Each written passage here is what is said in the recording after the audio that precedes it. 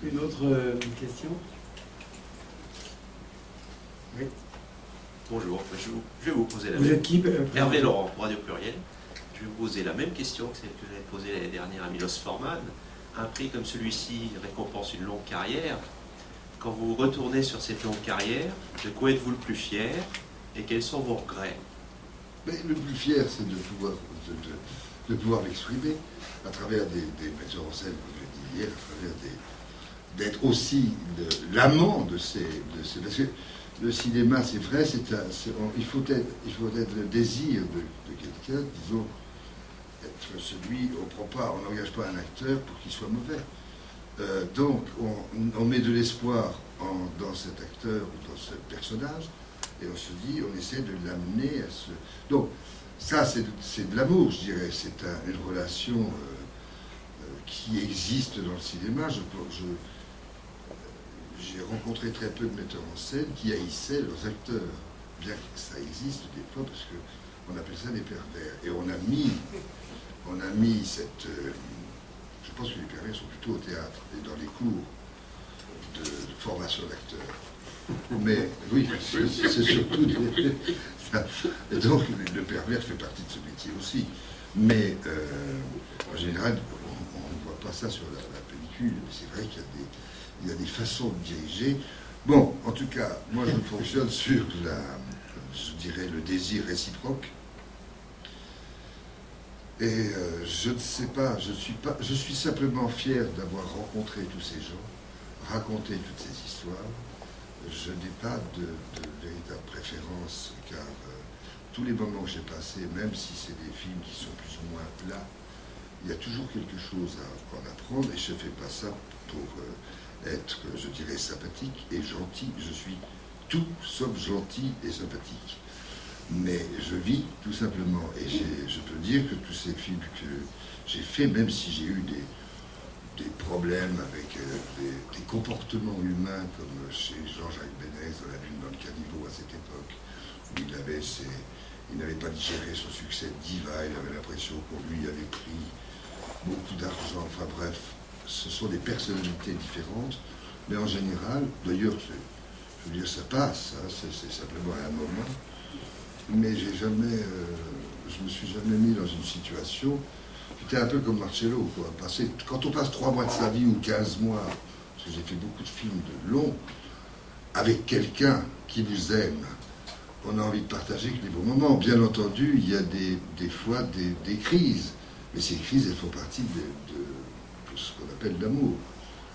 Mais donc, j'ai pas du tout ni de regret. Peut-être que je regrette d'être passé parfois à côté, mais ça, je sais plus.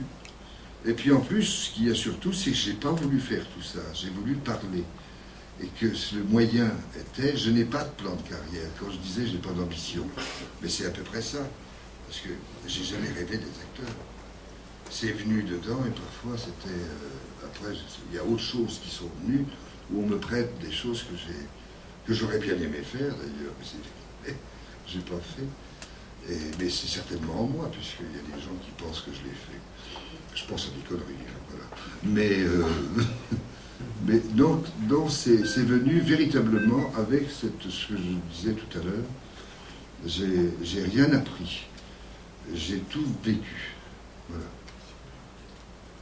J'ai appris à aimer aussi, parce qu'il y a à rendre la confiance qu'on me portait.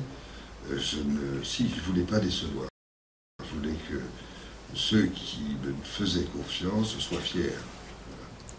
Et tu parlais de Marcello, il paraît que Marcello n'a pas vu plus de 40% des films qu'il a tournés. Oui. Et toi, tu te vois, hier, tu as revu le film? Non, mais j'ai revu le film, oui, j'avais vu, bon, je l'ai vu dans des petites commissions, et c'est drôle. Non, ce qui est plus intéressant, c'est que un film, tu ne le vois jamais pareil. Bon, moi, j'ai pas vu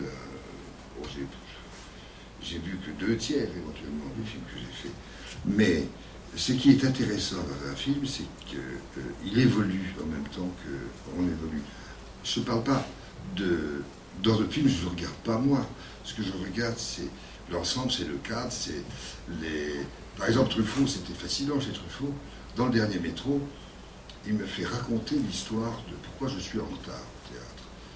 Et il me dit, tu comprends Gérard, on ne peut pas aller, si on avait de l'argent, on irait à la gare Saint-Lazare, on verrait quand tu as volé ton vélo, il y aurait 2000 passagers, voilà la cohue, mais là on n'a pas d'argent, donc tu vas le raconter.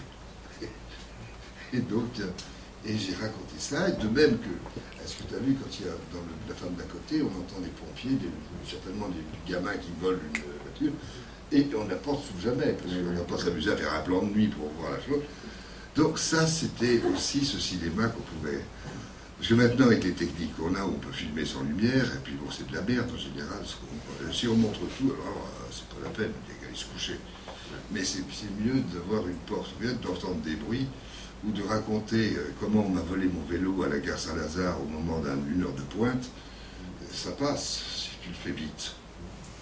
Mais à la fin de la femme d'à côté, j'étais assis moi devant Gérard, et Gérard pense vers moi, et il me dit la musique de Delerue.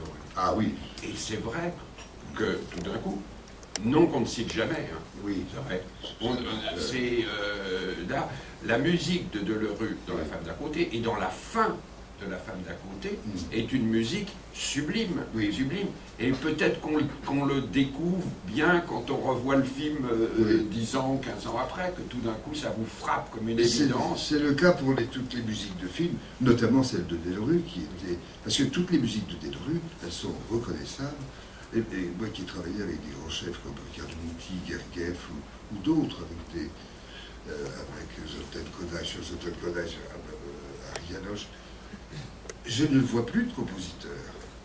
Alors, quand Coppola, entre guillemets, parce que c'est un personnage qui a certes du talent dans l'Apocalypse, mais qui n'est pas tout à fait ma tasse de thé. Quand il parle de son père, Coppola, et qui présente à Belgance, comme si c'était lui qui l'avait fait, bon, ça c'est particulier à Coppola, c'est pas grave. Mais même le vin, c'est pas lui qui le fait, c'est pas grave. Mais c'est vrai, oui, t'as vu. Pas gentil. Non, mais les musiques de film, il y a des musiques qu'on aurait envie d'entendre jouées par des orchestres symphoniques. Parce qu'il y a Prokofiev, par exemple, tu vois, Yvan le Terrible de Eisenstein. La musique de Prokofiev, qui a été écrite avec Eisenstein. Là, j'ai fait Yvan le Terrible avec le livret d'Eisenstein à Salzbourg. Toute la deuxième partie de Prokofiev, quand les paysans reviennent un peu joyeux derrière la tyrannie de Ivan Grozny, c'est du Nino Rota. Nino Rota a pompé à mort. Il faut écouter ça, parce que quand j'écoute une musique, c'est difficile, mais quand on vit avec cette musique, avec la chef d'orchestre et un orchestre symphonique viennois, de Vienne, avec la répétition de Mouti, qui te montre toutes les... Moi, je connais rien à la musique, mais j'étais là, comme instrument, et donc, comme récitant, et là, tu vois ça, mais t'entends Nino Rota, t'entends 8,5, t'entends la Strada, t'entends le... Et je pense qu'il y a beaucoup de gens comme ça, Verdi, c'est que Verdi a été pompé dans les films, mais Delerue, c'est peut-être le seul qui a ces choses originales.